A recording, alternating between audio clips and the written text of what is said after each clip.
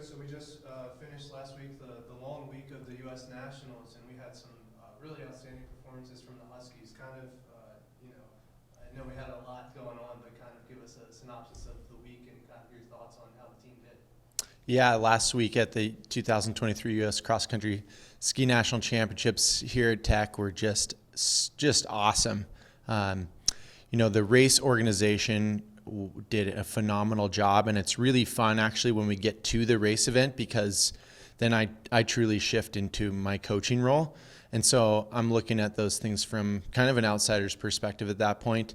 And I just have to first and foremost just say phenomenal job from our race organizing committee and all the volunteers that contributed to hosting a really successful event. I think we keep getting better and better every time we host these events, and we provide a better and better experience for all of the participants. And so I was just really proud of what we were able to offer there. The conditions couldn't have been more perfect. The skiing was just phenomenal, and the competition was phenomenal, and everything went so smoothly. And then, from the team side of things, we had a really great week. It's really challenging, I think, to have your absolute top performing day every single day at the national championships, especially when you have 4 race days.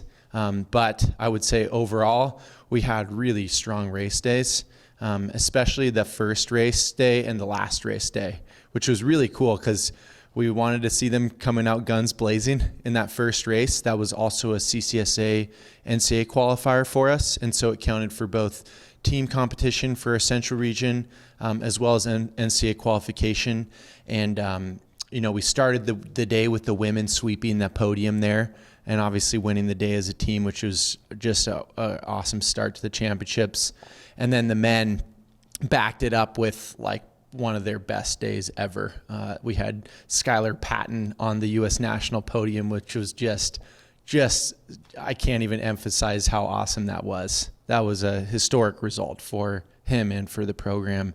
And then he was followed by, teammates Colin Freed, 15th overall. I think he was top 10 American as a sophomore, just amazing as well. And his other teammates right behind him with Trig and Colin. And I think then, the other big day for us was finishing the championships with that skate sprint, the final event on January 7th. We had Adam Wachowski have just amazing qualifying in first overall across the entire field. And that's going to be huge for him. He's a senior, and he's going to be looking to a professional ski career after he graduates here. So hopefully that'll help him get some, not only get on, get recognized by some of those really strong professional teams, but vie for hopefully some international opportunities and potential World Cup starts for sprinting as well. And he had a really awesome day. He just skied a really commanding performance in the quarterfinals to win his quarterfinal heat, and then he had a really put it all out there in the semifinal. He ended up being 4th, so he didn't make it on to the final, but not by it was still an amazing day, and he did everything he possibly could have to put himself in that spot. So in the end, it's a really fun sprint course because it really comes down to like the last 100 meters, who just has that finishing kick.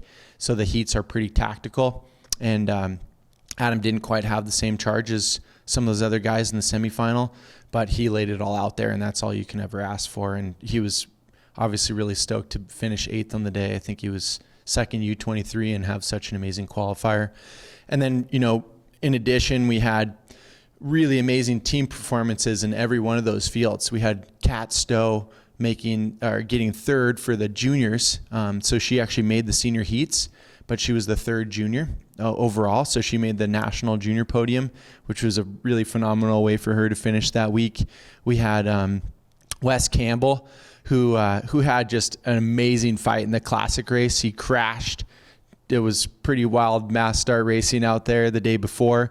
He crawled himself from like 40th all the way back up to an 8th place finish there, which was just amazing. The guy races with such passion and guts and perseverance. And then for him to make that junior final was awesome. He he's a guy that you put him on the starting line and he's never going to not go for the win. And I think he really inspires us by the way he races. So it's just such a pleasure to get to watch him race and be a part of that every weekend.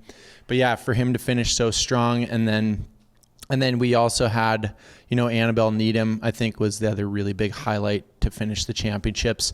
She made the heats in a really strong position, qualifying 9th. And then she got 4th in her quarterfinals, so she got knocked down the corners. But the awesome thing was she was the 3rd ranked U23. And so that qualified her for the U23 World Ski Championships. So she's going to be representing Team USA and Michigan Tech there as well.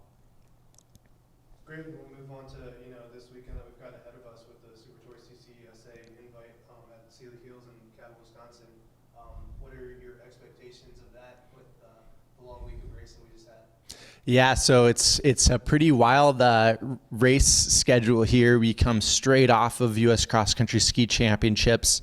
And then Thursday, we already head out to compete at the Seeley Hills SuperTour and CCSA Invite. It's going to be a really fun competition weekend coming up.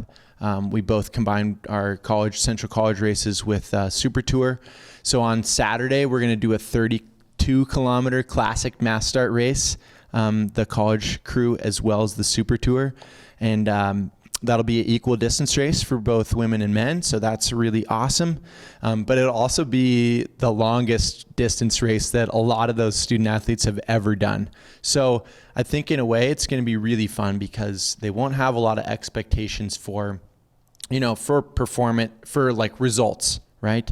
And I think when you have a totally new race experience, it kind of lets you then focus more so on the process and your individual performance goals and how you just want to ski a really great race. And so that's one thing that we're going to be really focusing on for that competition day on Saturday, that really long distance race, is, having some fun in once again, a really strong nationally competitive field, but just embracing that process of a whole new race experience and the fact that we get to do something different, which is also really should be really motivating for the student athletes, right?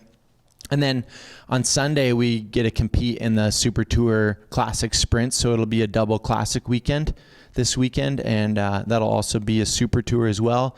So really strong fields. It'll be really fun competition, and I'm looking forward to that one as well for, I think, the same reason, because we don't get to do sprinting yet in the NCAA championships and really in the championship season.